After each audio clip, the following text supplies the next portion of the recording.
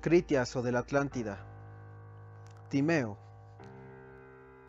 Qué agradable me resulta, amado Sócrates, poder descansar a gusto, como después de un largo viaje al final de este discurso.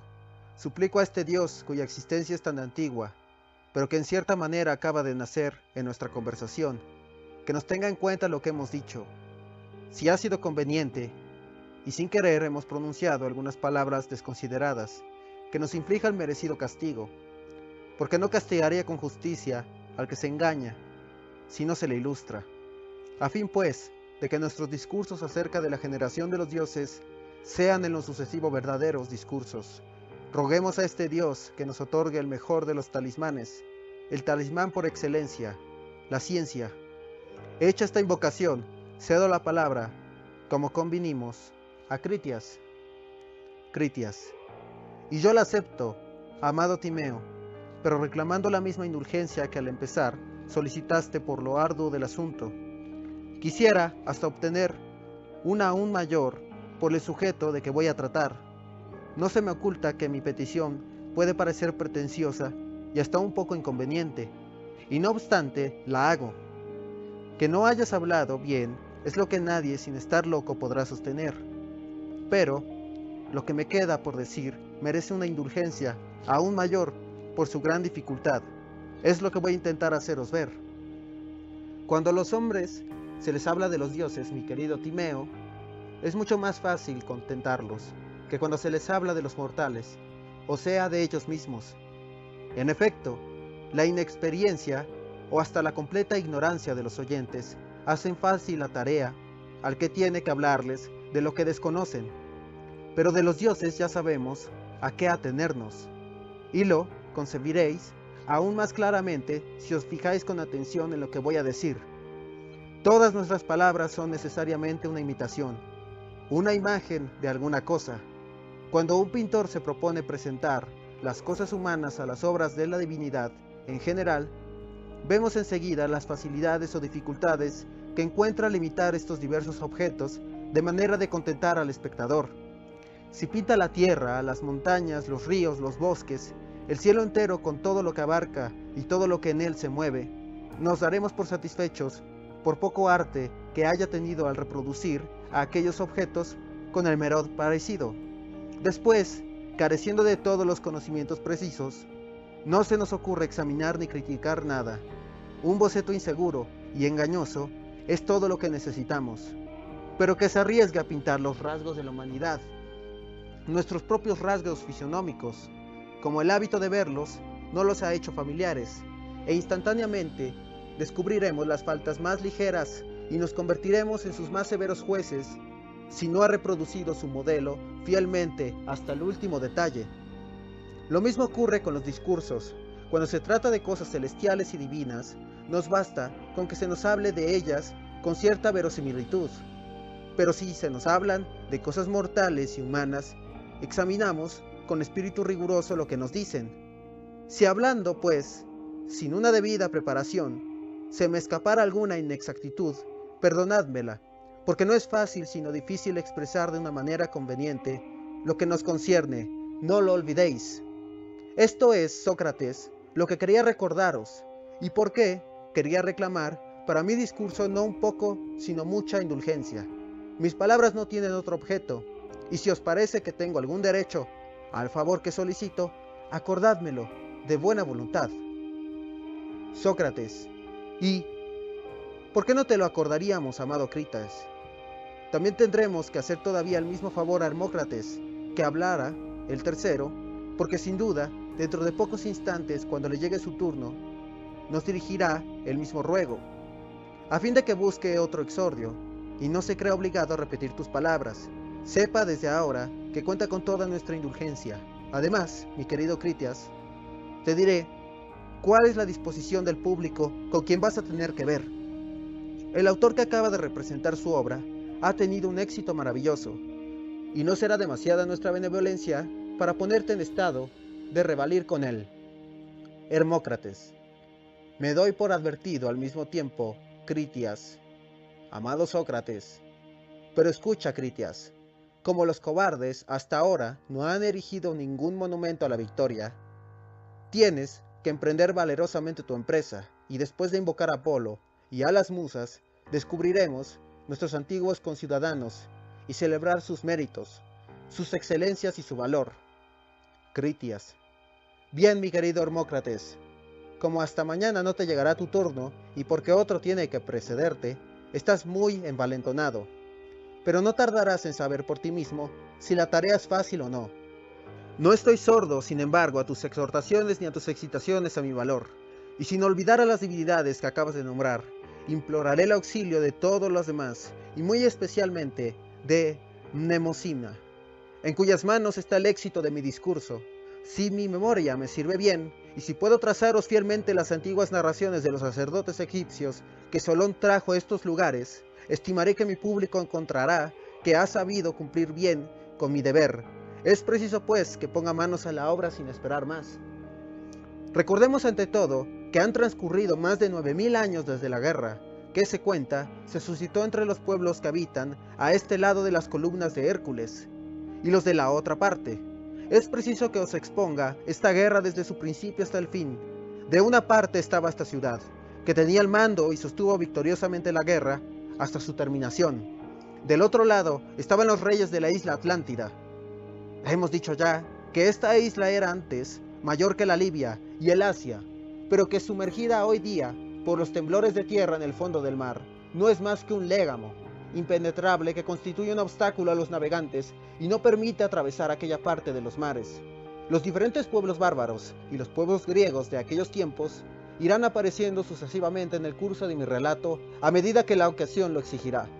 Mas primero tengo que haceros conocer a los atenienses y al enemigo que tenían que combatir sus fuerzas respectivas y sus gobiernos.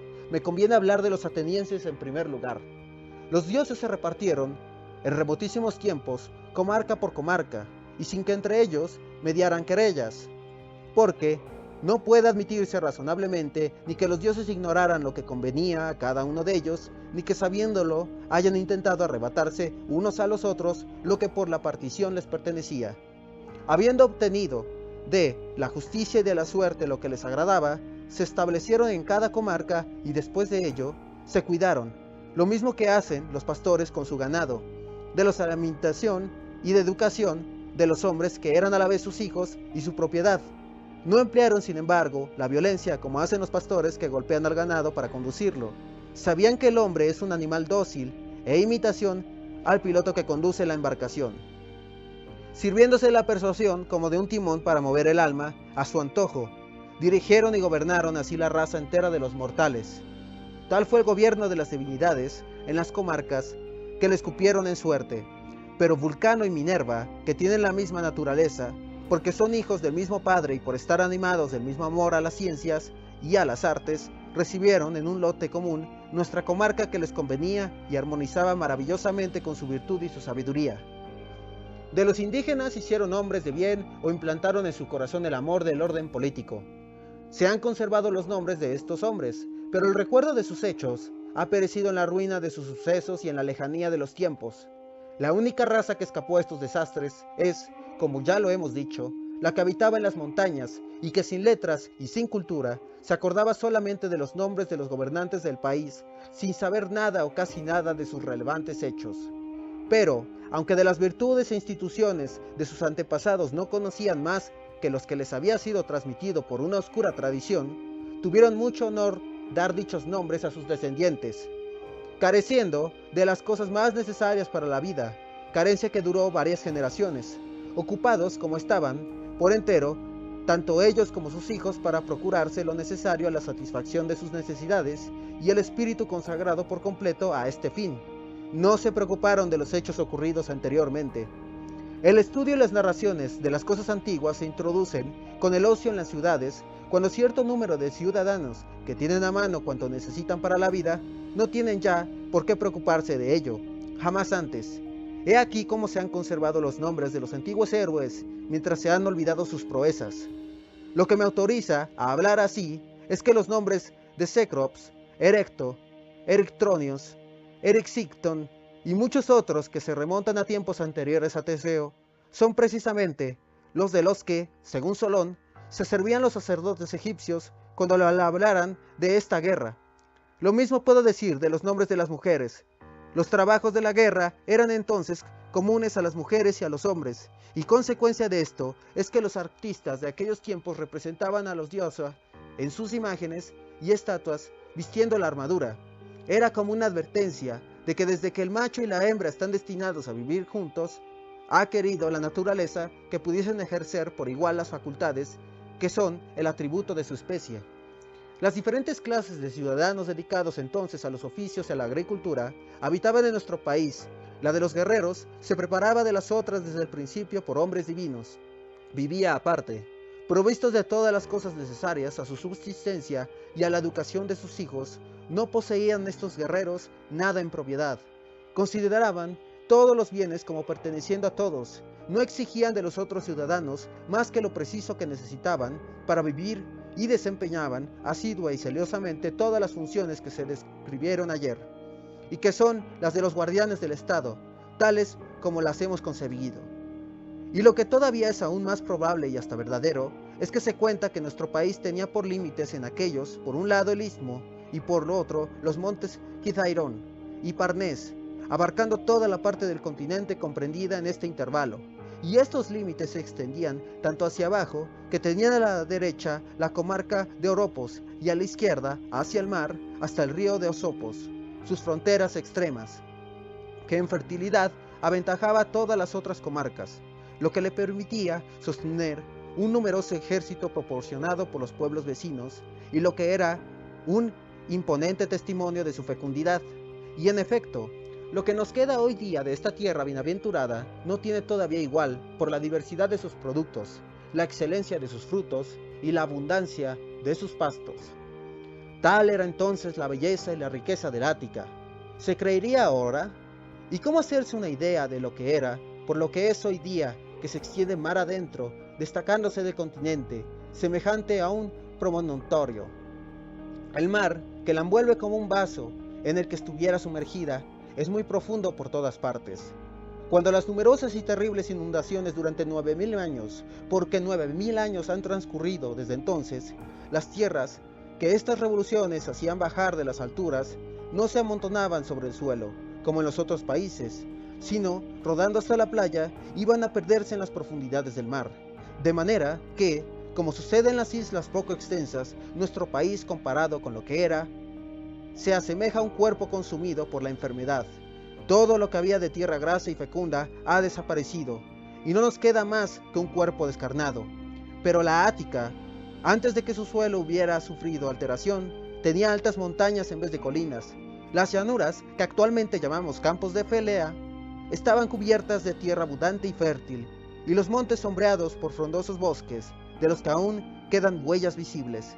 Las montañas, en las que solo las abejas encuentran hoy su alimentación, estaban cubiertas en un tiempo no lejano de árboles gigantes que se cortaban para enormes construcciones, de las que todavía varias permanecen en pie. Las lluvias, que anualmente se obtenían de Júpiter, no se perdían sin utilidad, corriendo desde la tierra, estéril al mar. Al contrario, la tierra, después de recibirlas abundantemente, las conservaba en su seno, guardándolas en reserva entre capas de arcilla. Las dejaba desparramarse desde las alturas a los valles, y por todas partes se veían 1000 manantiales, 1000 ríos, 1000 cursos de agua, los monumentos sagrados erigidos cerca de sus orígenes, que aún se conservan en nuestro país, atestiguan la verdad de mi relato actual. Así eran naturalmente nuestros campos. Los que cultivaban eran sin duda verdaderos labradores, consagrados a su oficio, amigos del bien y de un natural excelente, poseedores de una tierra fértil, regada por aguas abundantes y favorecida por el clima más templado. La disposición de la ciudad en aquel tiempo era, como os voy a decir, el Acrópolis. Distaba mucho de representar el mismo aspecto que ahora. En una sola noche, las lluvias torrenciales arrastraron toda la tierra de que estaba revestido y lo dejaron desnudo cuando los temblores de tierra, en una inundación que fue la tercera antes del diluvio de Deucalión. Pero antes, en otra época, era tal la extensión de la Acrópolis que llegaba hasta el Eridanos y el Ilisos, comprendía el Pnix y tenía el Licabetos por límite frente al Lix. Estaba recubierto de una espesa capa de tierra y salvo en un pequeño número de sitios presentaba sobre las alturas una meseta unida. En los flancos estaba habitado por los artesanos y agricultores que cuidaban los campos vecinos. En lo alto solo residía la clase de los guerreros alrededor del templo de Minerva y de Vulcano, después de haber rodeado la meseta de un muro, como si fuera el jardín de una casa, de una sola familia. Habitaban al norte casas comunes, tenían salas donde en invierno comían todos juntos. Todo cuando reclama una vida, tal en comunidad, lo tenían también ellos, fuera para las habitaciones de los ciudadanos, fuera para los templos de los dioses, exceptuando el oro y la plata de los que no hacían uso. Manteniéndose igualmente distanciados de la opulencia y de la pobreza, habitaban en casas decentes donde envejecían ellos, sus hijos y los hijos de sus hijos, y las transmitían a sus descendientes, que siempre se parecían a sus padres. La parte meridional de la Acrópolis les servía de jardines, de gimnasios y de comedores, que no usaban en verano. En el sitio que ocupa hoy el Acrópolis surgió un manantial, que después de tantos temblores de tierra no produce ya más que insignificantes arroyuelos, pero entonces proporcionaba agua abundante y sana, lo mismo en verano que en invierno. Tal era el género de vida de los guardianes de sus propios conciudadanos, jefes libremente elegidos por todos los otros helenos. Se tenía mucho cuidado de que el número de hombres y de mujeres en edad, ya de poder manejar las armas, siempre que fuera posible, fuera el mismo, es decir, 20.000. Ya oís quiénes eran aquellos hombres y cómo gobernaban su ciudad. Y Grecia, con arreglo a las leyes de la justicia, celebrados y admirados en toda Europa y Asia, por la belleza de sus cuerpos y las virtudes de todo género que eran ornato de sus almas. Pero, ¿quiénes eran sus enemigos y hasta dónde se remontaba su origen? Esto es, amigos míos, lo que os voy a exponeros y haceros conocer, si es que no he perdido el recuerdo de las cosas que oí contar siendo niño. Tengo que empezar previniéndonos, antes de entrar en materia, que no os extrañéis si a menudo me oís designar a los bárbaros con nombres griegos. Os diré por qué obro así. Cuando Solón pensó en intercalar esta narración en sus poemas, quiso conocer la significación de estos nombres y encontró que los egipcios, primeros autores de esta historia, los habían traducido ya a su propia lengua. Él, a su vez, buscando el sentido de cada nombre, lo escribió en la nuestra. Los manuscritos de Solón estaban en casa de mi abuelo y todavía están hoy día en la mía. De niño los estudié mucho.